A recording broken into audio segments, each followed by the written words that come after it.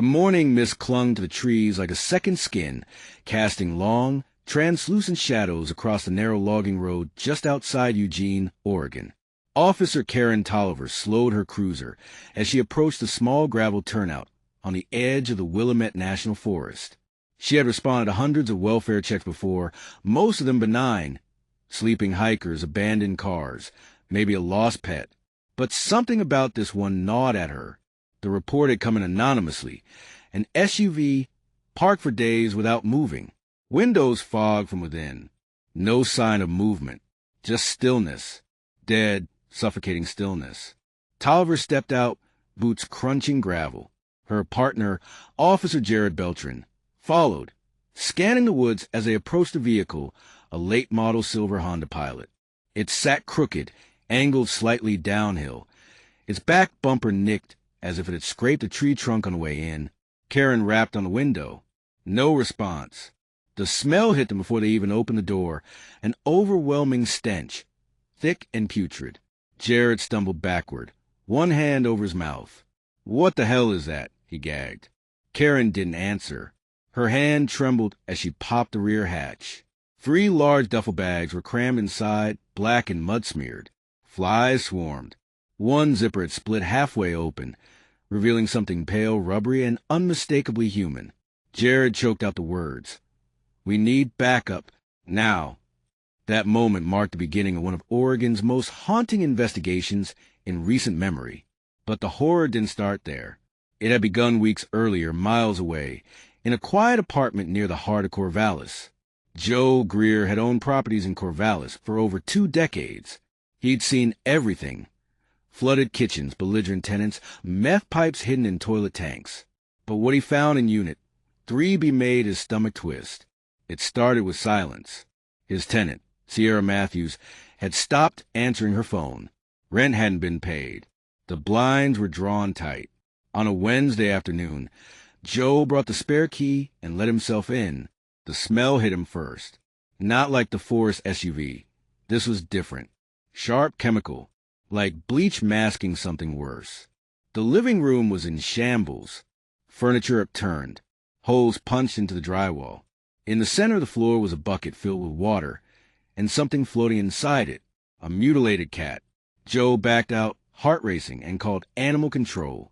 Officers arrived within the hour, and what they found confirmed it. The animal had been tortured, likely over a period of hours. Deep lacerations, broken limbs, burns. It wasn't a random act. It was ritualistic.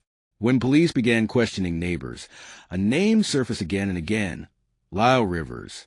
An older man, quiet, unnerving. Sierra had started spending time with him a few months earlier. No one knew where he came from, only that he was often seen hauling large toolboxes in and out of Sierra's apartment late at night. The police noted it, but at the time, they had no idea how close they were to unraveling a much darker truth. Detective Melissa Crane had worked missing persons for nearly a decade. She knew the statistics. Most people reappear within 48 hours. But when the call came in about Erica Lynn, something felt off. Erica, 21, was a biology major at Oregon State.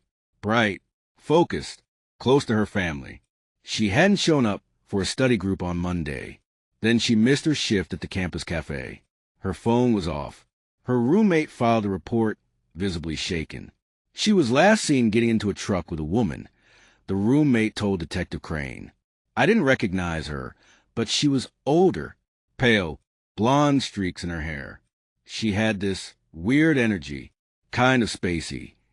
The description was vague, but it stuck. 2 days later, the case deepened. Samantha Nguyen and Tasha Cole, both OSU students, were also reported missing separately. All 3 had vanished within a 6-day span. Initially, the department leaned toward coincidence. College students sometimes disappeared on their own. But then Crane pulled traffic camera footage from downtown Corvallis. A black pickup truck rolled past the intersection of Jefferson and 7th. Erica Lynn was in the passenger seat. The driver? Sierra Matthews. The name stopped Crane cold. The same tenant who'd vanished. The one with the mutilated cat. The case had shifted from missing persons to something far more sinister. It took 3 days to locate the shop. Tucked off a winding road an hour outside the city, Rivers Auto Repair looked like any other backcountry business. Rusted signage, cracked concrete, and a yard full of half-disassembled cars. The kind of place no one noticed, no one questioned, but inside told another story. Detectives swept the building with a search warrant in hand. In the back office, they found blood-soaked tarps folded behind a stack of tires, surgical gloves, zip ties, rolls of plastic wrap. But most disturbing were the 3 student IDs lined up on the workbench: Erica, Samantha, Tasha. Near the freezer, officers found drag marks on the concrete floor, traces of something heavy being moved. Inside the freezer were tufts of long, dark hair and pieces of tissue partially frozen into the ice. Sierra wasn't there. Neither was Lyle. The walls were closing in. Lyle Rivers was found at a motel outside Bend. When detectives brought him in, he didn't resist. In fact, he seemed almost smug. He claimed he hadn't seen Sierra in days. Said she'd grown distant, paranoid, obsessed with something she called sacred severing, a spiritual cleansing to rid the world of impure voices. She talked like the girls were contaminated, he said they were carriers of some kind of moral disease. Crane pressed him. Did you help her? He looked her in the eye, hands folded. She wouldn't let me. Said I didn't believe enough. I watched her leave. That was the last time. But the evidence said otherwise. Surveillance showed Lyle purchasing industrial garbage bags, bleach, and gloves at a hardware store. And yet, nothing directly tied him to the killings. Not yet.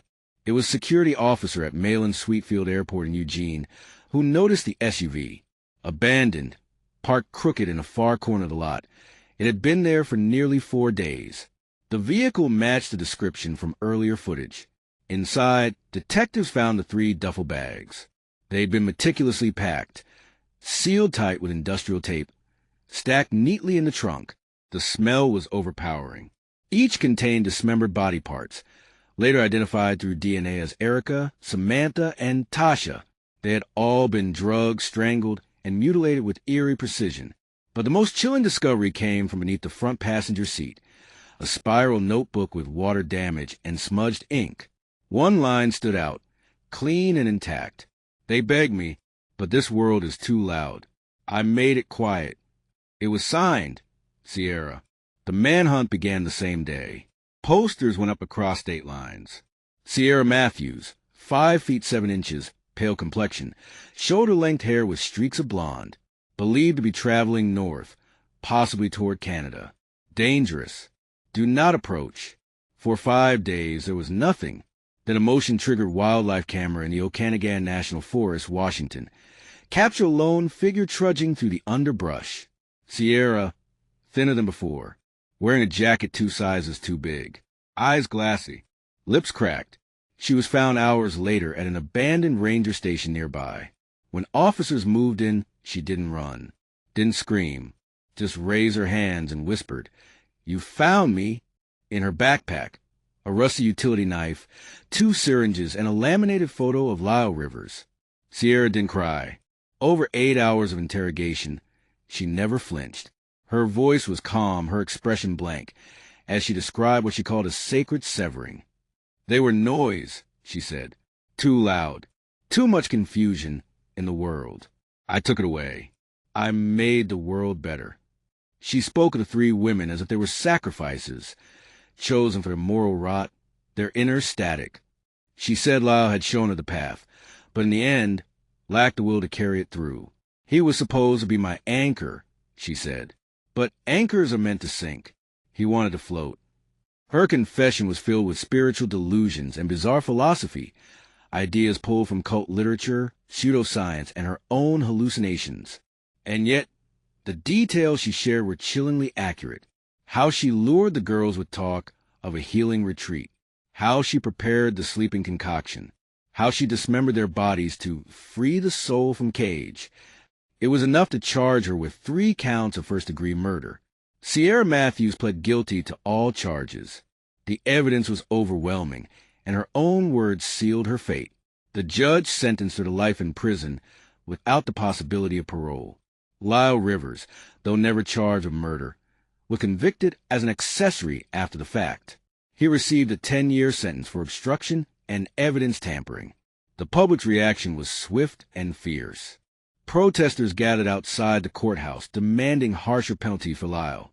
Students at Oregon State held vigils for Erica, Samantha, and Tasha, planting trees on campus in their memory. In time, the case faded from headlines. But for those who lived through it, who followed each grim detail, it would never be forgotten. Detective Melissa Crane stood once more at the gravel turnout where the SUV had been found. The forest was quiet now. Still, 3 crosses had been erected at the edge of the trees, one for each woman.